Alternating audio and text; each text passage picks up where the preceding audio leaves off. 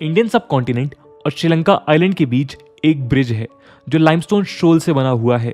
यह ब्रिज पानी में डूबा हुआ है, पर एरियल व्यू में देखने पर श्रीलंका को इंडियन मेनलैंड से जोड़ते हुए नजर आता है। लेजेंड्स कहते हैं कि यह लॉर्ड राम की वानर सेना ने बनाया था। आर्कियोलॉजिकल सर्वे ऑफ इंडिया ने 2007 में कहा था कि ऐसा नहीं है, लेकिन फिर सुप्रीम कोर्ट ने फाइल किए अपने एफिडेविट को विदड्रॉ कर लिया। कोई कहता है कि यह एंशिएंट नहीं है। ऐसा इसलिए है क्योंकि ये ब्रिज साइंटिफिकली जितना इंपॉर्टेंट और सरप्राइज करने वाला है, पॉलिटिकली और रिलीजियसली भी उतना ही सेंसिटिव रहा है। ये ब्रिज तमिलनाडु के धनुषकोडी से शुरू होकर श्रीलंका के मन्नार आइलैंड को जोड़ता है। हालांकि ये करेंटली अनफीजिबल है क्योंकि इस ब्रिज को रिपोर्टेडली 1480 में एक मैसिव साइक्लोन ने सबमर्ज कर दिया था। जी हाँ, हम बात करने वाले हैं राम सेतु की। दोस्तों, इस ब्रिज के साथ कई लेजेंड्स जुड़े हुए हैं। कहा जाता है कि हिंदू एपिक रामायण में जब रावण ने गॉडेस सीता का हरण किया था, तब लॉर्ड राम ने युद्ध करने के लिए यह ब्रिज बनवाया था। ये डिबेट राम सेतु को लेकर हमेशा से बनी हुई है कि आखिर वास्तविकता क्या है। इस पर डिस्कवरी चैनल ने एक शो भी ब्रॉडकास्ट किया था। रिसेंटली जनवरी 2021 में union minister of state for tourism and culture ने एक स्टडी को ग्रीन लाइट दी और राम सेतु के बारे में साइंटिफिक डेटा एक्सट्रैक्ट करने को कहा। यह study archaeological survey of India द्वारा कंडक्ट की जाएगी। आज हम इस वीडियो में इन सभी पॉइंट ऑफ व्यूज को डिस्कस करेंगे, लेकिन इस डिस्कशन को शुरू करने से पहले हम रामायण में मेंशन्ड राम सेतु और फेमस लेजेंड को डिस्कस कर लेते हैं। नमस्कार दोस्तों, मेरा नाम है आदर्श और स्वागत है आपका स्टडी IQ में। लॉर्ड राम और गॉडेस सीता की कहानी हिंदू रिलीजन में पवित्र कहानियों में से एक मानी गई है। लॉर्ड विष्णु के 7वें अवतार और रावण जैसे अधर्मी पर जीत हासिल करने के लक्ष्य के साथ पैदा हुए लॉर्ड राम की कहानी ही रामायण में पढ़ी जाती है। दोस्तों, लॉर्ड राम को 14 साल का वनवास हुआ था। इसके कारण वो अयोध्या से दक्षिण की ओर जंगलों में ऋषि मुनियों के पास रहते हुए पंचवटी यानी आज के महाराष्ट्र में पहुंचे। यहीं पर सीता हरण का प्राकरण हुआ, जब असुरों के राजा रावण ने माता सीता को हरण किया और उन्हें लंका ले गया। क्योंकि लॉर्ड राम वनवास में थे तो उनके पास उनकी सेना नहीं थी। ऐसे में उन्होंने वानर सेना बनाई और बिलीफ के मुताबिक इसी वानर सेना ने उन्हें रावण के खिलाफ जीत दिलाई। लॉर्ड राम, लॉर्ड लक्ष्मण और लॉर्ड हनुमान के साथ साथ वानर सेना ने डेमन किंग रावण के आइलैंड को लिंक करने के लिए यह सेतु यानी ब्रिज बनाया था। ऐसे कई एंशिएंट टेक्स्ट में मेंशन्ड है और कई रिसर्च बुक्स और मैप्स भी बताते हैं। रामायण में वाल्मीकि सेतु बंधनम के बारे में लिखते हैं, जो इंडिया और लंका को लिंक करता है।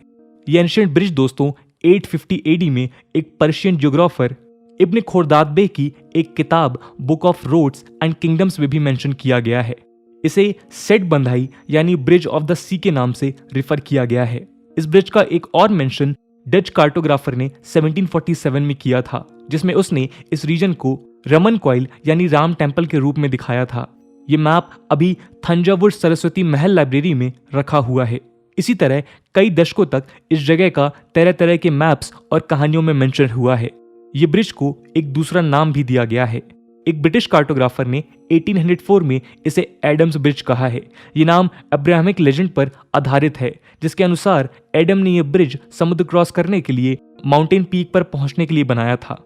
एडम उस पीक पर जाकर 1000 साल तक पेनिटेंस यानी तौबा की थी, जिससे उस हिल पर फुटप्रिंट रह गया। अब उस पीक को एडम्स पीक कहा जाता है। लेकिन दोस्तों, इस मामले में वैज्ञानिक दृष्टिकोण क्या कहता है? रिसेंटली जनवरी 2021 में union minister of state for tourism and culture ने एक अंडर वाटर एक्सपीडिशन कंडक्ट के लिए ग्रीन फ्लैग दिया है। लेकिन इस एक्सपीडिशन से क्या एक्सपेक्ट किया जा सकता है?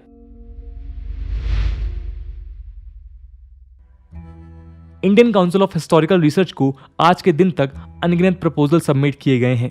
पहले भी प्रपोजल्स एक्सेप्ट हुए हैं, पर अब पहली बार एक एक्सपीडिशन होने जा रहा है।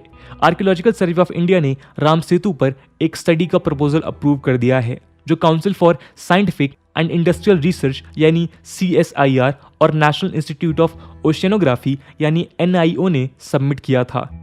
इस एक्सपीडिशन को कंडक्ट करने का मकसद ये जानना है कि राम सेतु मैनमेड है या नेचुरल। प्रपोजल नोट्स में NIO ने कहा था कि हिस्टोरियंस, आर्कियोलॉजिस्ट और साइंटिस्ट के बीच रामायण की डेट और हिस्टोरिसिटी एक डिबेटेबल सब्जेक्ट रहा है। यह प्रपोज किया जाता है कि राम सेतु के फॉर्मेशन, उसके नेचर और सराउंडिंग एरिया पर एक साइंटिफिक और अंडर वाटर आर्कियोलॉजिकल स्टडीज की जाएं। रिपोर्ट्स के मुताबिक यह एक्सपीडिशन मार्च 2021 में शुरू होना था, लेकिन फिलहाल कोई रिपोर्ट इसके शुरू होने का मेंशन नहीं करती है। एक न्यूज एजेंसी में पब्लिश जनवरी 30, 2021 की एक रिपोर्ट में ASI के एक ऑफिस एडमिनिस्ट्रेटर को कोट किया है। उन्होंने न्यूज एजेंसी से कहा था कि सेंट्रल गवर्नमेंट ने कोई नोटिस नहीं दिया है। यह एक्सपीडिशन जब भी शुरू होगा, इसमें क्या एक्सपेक्ट किया जाएगा। रिपोर्ट्स बताती हैं कि NIO को रिसर्च वेसल सिंधु साधना प्रोजेक्ट में सेडिमेंट के सैंपल कलेक्ट करने के लिए सी वाटर में 35 to 40 मीटर्स नीचे डिप्लॉय की जाएंगी। सिंधु साधना दोस्तों इंडिजिनस एक्सप्लोरेशन वेसल जो 45 दिनों तक अंडर वाटर रहकर एक्सपीडिशन कर सकती है।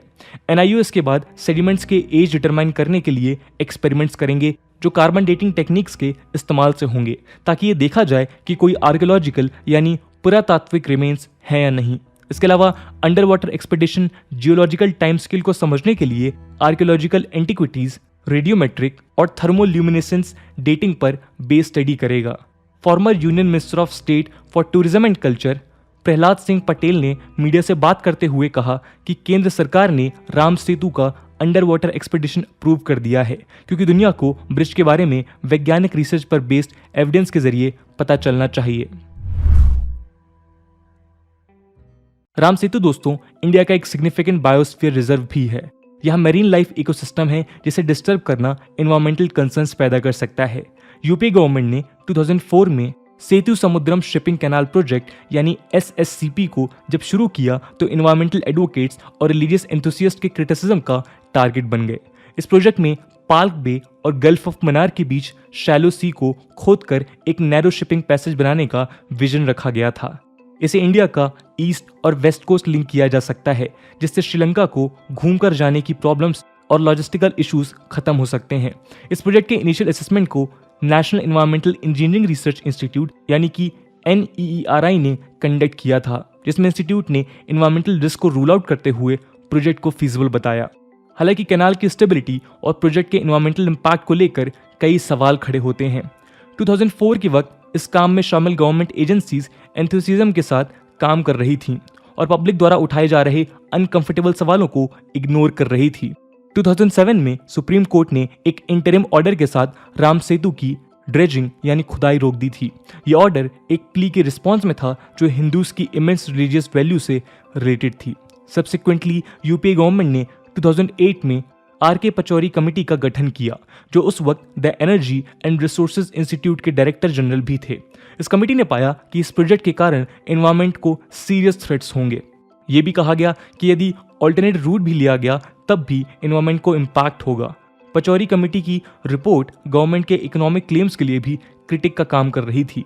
दोस्तों राम सेतु के सराउंडिंग में 36,000 फ्लोरा और फौना की स्पीसीज हैं, जो मैंग्रोव्स और टर्टल नेस्ट वाले रिटाइल किनारों के लिए जाने जाते हैं। ये surrounding fish, lobsters, shrimps and crabs के लिए भी ब्रीडिंग ग्राउंड का काम करते हैं। इस रीजन में 600 फिश स्पीसीज हैं, जिनमें से 70 स्पीसीज ऑलरेडी कमर्शियली इंपॉर्टेंट है। इंटरेस्टिंगली ये रीजन करेंटली सेफ नहीं है।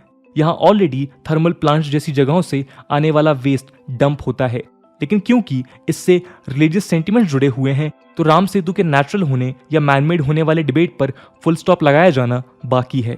इसके लिए पहले भी कई स्टेप्स सरकार ने लिए थे।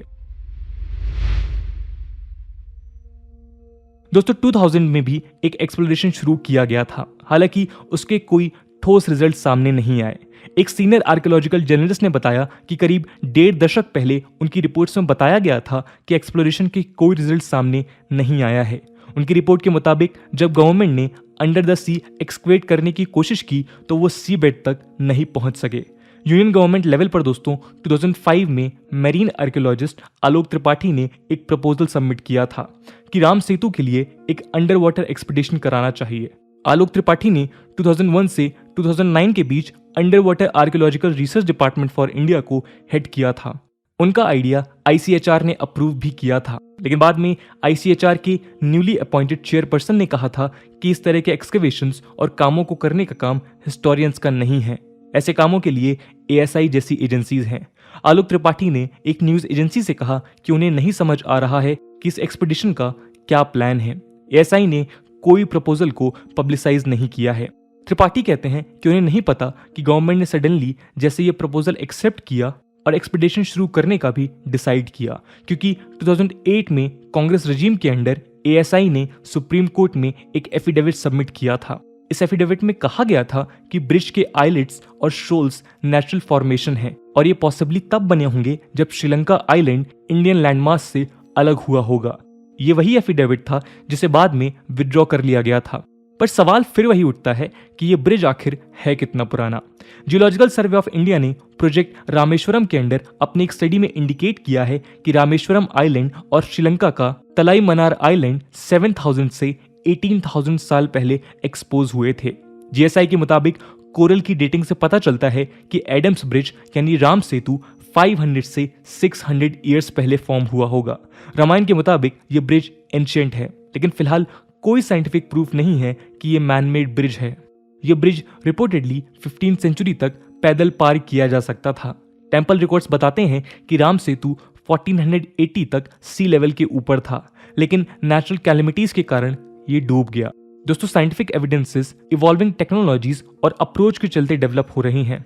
आने वाले वक्त में इस ब्रिज को लेकर और भी ज्यादा डेटा और हिस्टोरिकल एविडेंसेस सामने आ सकते हैं। लेकिन एविडेंसेस और रिजल्ट्स जो भी आए, हम इस बात को नहीं भूल सकते कि ये ब्रिज हिंदुओं की आस्था के साथ बहुत गहराई तक जुड़ा हुआ है और उसका सम्मान करना भी हमारा दायित्व है। इस पूरे मुद्दे को लेकर आपका क्या ओपिनियन है, कमेंट सेक्शन में जरूर बताइएगा। आज की वीडियो के लिए इतना ही। आई होप आपको वीडियो पसंद आई होगी, और अगर पसंद आई है तो अपने दोस्तों के साथ शेयर करना मत भूलिएगा। हम मिलते हैं अगले वीडियो में, तब तक के लिए जय हिंद, जय भारत।